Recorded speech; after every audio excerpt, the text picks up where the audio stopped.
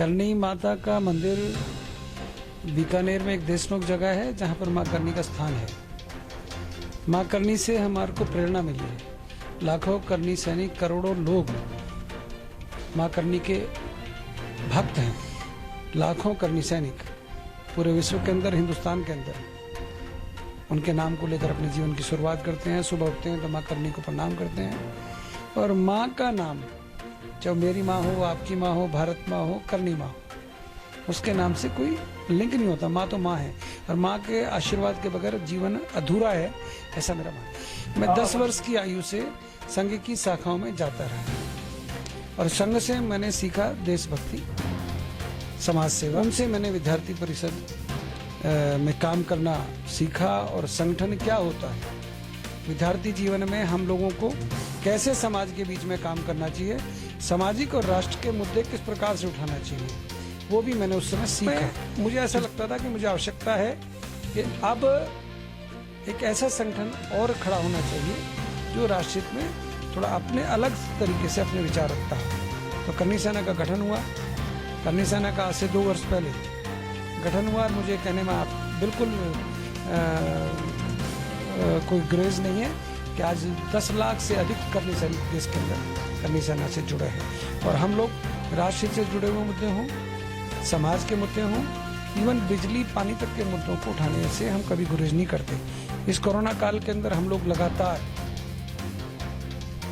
अनेक शहरों में, गांवों में हम लोग अपनी सेवाएं दे रहे हैं। मास्क बांटना हो, सैनिटाइजर हो, रोटी बैंक हो। हिमाचल के अंदर बैठा हूँ, राहुल चौहान मेरे मित्र जो आज कोरोना वॉरियर जिनको मैं कहूँगा, जो शहीद हो गए, अपनी सेवाएं देते थे, रोटी बैंक चलाते थे, अस्पतालों में रोटियां बांटते थे, गरीबों को जो जिनके आगे पीछे कोई नहीं था उनको घर जा जाकर भोजन पहुंचाते थे। ऐसे हमने करनी सैनिक तैयार किए। आज राहुल चौहान हमारे बीच में नहीं है, परंतु वो लाखों करनी सैनिकों को एक मैसेज देगा कि अगर मुझे समाज के लिए काम करते हुए, देश के लिए काम करते हुए अगर मेरी जान भी चली जाए तो मुझे उसकी परवाह नहीं। ऐसे सैनिक करनी सेना तैयार कर रही है और मैं गर्व से कह सकता हूं कि हम जोड़ते हैं, तोड़ते नहीं। मैंने बताया संघ से मेरा संबंध था। आज मुझे फक्र है कि मैं आरएसएस का स्वयंसेवक। मैं एक बात स्पष्ट कहना चाहता हूं, 31 वर्षों से मैं सक्रिय राजनीति में हूं, परंतु मैं कभी चुनाव नहीं लड़ूंगा, ऐसा मैंने तय किया हुआ है। मेरा जीवन समाज के और देश के कार्यों के लिए मैं पैदा हुआ हूँ, मेरा जन्म हुआ है। मुझे जो संस्कार मिले हैं, मैं किसान का बेटा हूँ। मेरी भारतीय जनता पार्टी से बड़ा देशभक्त राजनीतिक दल ना हुआ ना है इनके अंदर। मुझे ऐसा लगता है कि मुझे अगर इस देश के लिए मैं कम से कम 2 करोड़ करनी सैनिक अगर मैं तैयार कर सकूं, जो मेरे देश के ऊपर उंगली उठाते हैं, जो मेरे देश का खाते हैं और गाते आज भी पाकिस्तान का हैं, तो ऐसे लोगों के इलाज करने के लिए भी मैंने करनी सेना तैयार की है। मैं आरक्षण का समर्थक हूँ, परंतु आर्थिक आधार पर आरक्षण का। मैं आरक्षण का समर्थक हूँ, परंतु उस दलित परिवार का, उस अनुसूचित जाति परिवार के उस व्यक्ति का मैं समर्थक हूँ जिसके घर में आज भी आरक्षण का लाभ नहीं मिला, जिसके घर में आज भी रोटी बनाने के लिए पैसे नहीं है, एक वक्त की रोटी वो नहीं खा पाता। आरक्षण मिले तो मायावती को ना मिले, आरक्षण मिले तो गरीब को मिले, आरक्षण मिले तो रामविलास पासवान के लड़के को ना मिले, उदित राज को ना मिले। हम ऐसे कार्यों को लेकर, ऐसी सोच को लेकर आगे बढ़े। हम लोगों ने देश के प्रधानमंत्री से मांग की, उन्होंने आर्थिक आधार पर आरक्षण हमें दिया, परंतु मुझे ऐसा लगता है अभी आर्थिक आधार पर आरक्षण में कुछ त्रुटियां हैं। उन त्रुटियों को भी ठीक कराने के लिए हम भारत सरकार से, खासतौर पे देश के गृह मंत्री अमित भाई शाह से और देश के प्रधानमंत्री से लगातार हमारी मांगें हम मांगते रहते हैं और मनवाने के लिए अनुरोध भी करते रहते हैं भारतीय जनता पार्टी का। तो मुझे कोई आपत्ति नहीं है। मुझे पता है जो मेरे विरोधियों को तकलीफ होगी, क्योंकि भाजपा का आदमी, भाजपा का 1 नंबर का वो है एजेंट, मुझे परवाह नहीं। मैंने पूरा जीवन दिया है और भी दूंगा जितना मुझसे दिया जाएगा, परंतु जिस दिन मुझे लगेगा कि कहीं गड़बड़ है तो विरोध करने की ताकत भी सूरजपाल अम्मू रखता है। आसिफा जो कठुआ की बेटी थी, जम्मू कश्मीर की बेटी थी, उसके साथ जब बलात्कार हुआ, दरिंदगी हुई, हमने उस समय भी उस मुस्लिम बेटी के हक की बात की, कारण कि उसके साथ अन्याय हुआ। हम मुस्लिम विरोधी नहीं हैं, हम आतंकवाद विरोधी। मेरे अनेक मुस्लिम मित्र हैं, मेरी अनेक मुस्लिम बहनें हैं, एक मेरी फेसबुक पे मित्र हैं जिनका नाम नाडिया अहमद है, जयपुर से है। मेरी एक लाडली भतीजी है जिसका नाम डॉक्टर नायला खान है। मेरी एक और बहन है जिसका नाम रजिया बानो है, बॉक्सर है। मेरी अनेकों ऐसी बहनें हैं जो मुस्लिम समाज से हैं। राहिला बानो एक मेरी बहन है जो नेशनल एथलीट है, मेवात की पहली नेशनल एथलीट है, इंजीनियर है। वो मेरी बहन है, लाडली बहन है। वो मुझे भाई से भी ज़्यादा इज्जत देती हैं और मैं भी उनको बहनों से ज़्यादा इज्जत देता हूँ। मेरे अनेक मुस्लिम मित्र हैं, मेरे अनेक मित्र हैं, उन्होंने तो मुझे आज तक ये बात नहीं कही। आप उस पर आरोप लगा रहे हो। आर्मी 7 का अपना एक अगर निर्दोषों को छुड़ाने की मांग सूरजपाल अम्मू करता है, करनी सेना करती है, तो मुझे बिल्कुल जरा भी आपत्ति ना थी, ना है, ना गुरेज था, ना होगा। निर्दोषों के हक की लड़ाई करनी सेना लड़ती है, सूरजपाल अम्मू लड़ता है। अगर मेरे कुछ मुस्लिम मित्रों को तकलीफ हुई है, हाँ तकलीफ हो, मुझे परवाह नहीं। और मेरी आवाज़ को पहुँचाने का अगर तरीका किसी को बुरा लगता है तो मुझे परवाह नहीं। परंतु एक बात अवश्य कहूँगा, ये देश हिंदुस्तान है। यहाँ पर जब औरंगजेब, बाबर, हुमायूं आए, मोहम्मद गोरी आया, उन्होंने क्या क्या जुल्म किए उनको आप भूल सकते हैं पांडे जी। सूरजपाल अम्मू ना भूला है और ना भूलने देगा। आज भी मुगलों ने राज किया, अंग्रेजों ने राज किया, परंतु आज भी 130 करोड़ के देश में 100 करोड़ हिंदू हैं। रहे ना 20-25 करोड़ मुसलमान, किसने रोका है?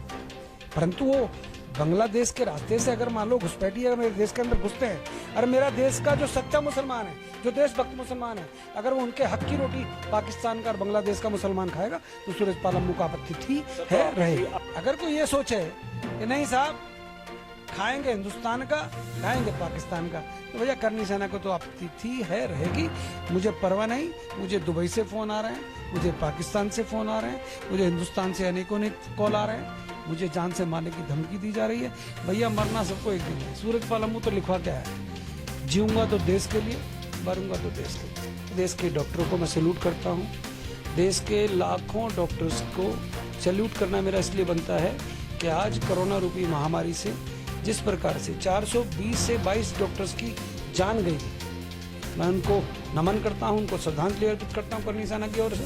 और मैं इतना ही कहना चाहता हूं, इस प्रकार के बयान देकर कोई अपना सोच रहा है कद बढ़ जाएगा, कद बढ़ेगा नहीं। वो जो डॉक्टर्स हैं वो मेरे ही परिवार के, वो आपके और हमारे परिवार के, वो हमारी तो हिंदुस्तान के तो हैं वो।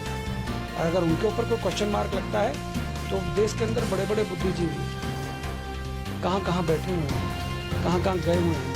मैं हिंदुस्तान के उन सभी डॉक्टर्स के साथ हूँ, करनी सेना साथ है। मेरे व्यक्तिगत विचार हो सकते हैं किसी के समर्थन में, परंतु करनी सेना उन लाखों डॉक्टर्स के साथ थी, है, रहेगी। जहाँ तक बात बाबा रामदेव की है, वो क्या कहते हैं, कब कहते हैं, ना तो मैं उनको फॉलो करता हूँ, ना मुझे उनको फॉलो करने की आवश्यकता है। मैं सिर्फ इतना ही कहना, देश के युवाओं का भविष्य, चाहे वो हिमाचल के युवाओं का भविष्य हो, चाहे देश के युवाओं का भविष्य हो, वो नशे की तरफ नहीं जाना चाहिए। सुशांत राजपूत बहुत पढ़ा लिखा होनहार देश का बेटा था, वो चला गया। और मैं एक बात इतना और कहना चाहता हूँ, आज भी देश में नशा के खिलाफ इतने सख्त कानून है। सुशांत सिंह राजपूत के बाद कितने गैंग पकड़े गए, कितने हीरो हीरोइन पकड़े गए। मुझे तो पता चला वो दीपिका पादुकोण भी, वो भी, और पता नहीं कौन कौन सी हीरोइन, मैं तो नाम भी नहीं जानता साहब, पिक्चर में देखता नहीं, परंतु सारा का सारा बॉलीवुड नशा ले रहा है। तो इसका मतलब जो एक्टिंग करते हैं, जो हमारी टिकट का जो पैसा है मिसयूज होता है, तो नशा में होता है। तो भैया मैं तो इतना कहना चाहता हूँ, इन बॉलीवुड वालों से ना मेरा संबंध था, ना है, ना मैं इनको पसंद करता हूँ। इतना जरूर कहूँगा, आप नाटक नौटंकी करो, परंतु नशे का कारोबार करने वालों का साथ ना दो, नशे का कारोबार करने वालों के संगत में ना रहो। आप क्या करते हो मुझे परवाह नहीं, परंतु अगर कोई सिर्फ नशा करके देश के युवाओं को उल्टी दिशा दिखाना चाहता है तो करनी सेना इसका विरोध करता है। अगर मैं देश में हिंदुओं की आवाज उठाता हूँ, हिंदुओं के पक्ष की बात करता हूँ, अगर उसके बावजूद लोग मुझे विवादित कर रहे तो मुझे परवाह नहीं। दूसरी बात, मैं एक बात अवश्य कहना चाहता हूँ, करनी सेना एक सामाजिक संगठन है। अगर सामाजिक गतिविधियों में लिप्त होने से हम विवादित बनते हैं तो हमारे को खुशी है। हम लोग निश्चित तौर पे अविवादित संगठन है। तो पत्रकार मित्र हैं, इनका प्यार हमसे बहुत अधिक है, तो इनकी बातों को हम बुरा नहीं मानते। आप चिंता ना करो मित्रों, हम लोग अविवादित हैं। करीब 11,000 करनी सेना के सदस्य हिमाचल प्रदेश के अंदर। करनी सेना आपके लिए है, आपके मुद्दों के लिए, बहन बेटियों की सुरक्षा और रक्षा के लिए है। हम लोग सदैव आपके हित में काम करेंगे। हम किसी की गुलामी नहीं करते, न करेंगे। अपनी बात को हमेशा उठाते रहेंगे और एक ही बात कहते हैं, हम जोड़ते हैं, तोड़ते नहीं। तोड़ने वालों को तोड़ेंगे, उनको तोड़ेंगे जो हिंदुस्तान के खिलाफ बोलते हैं। नमस्कार, जय हिंद।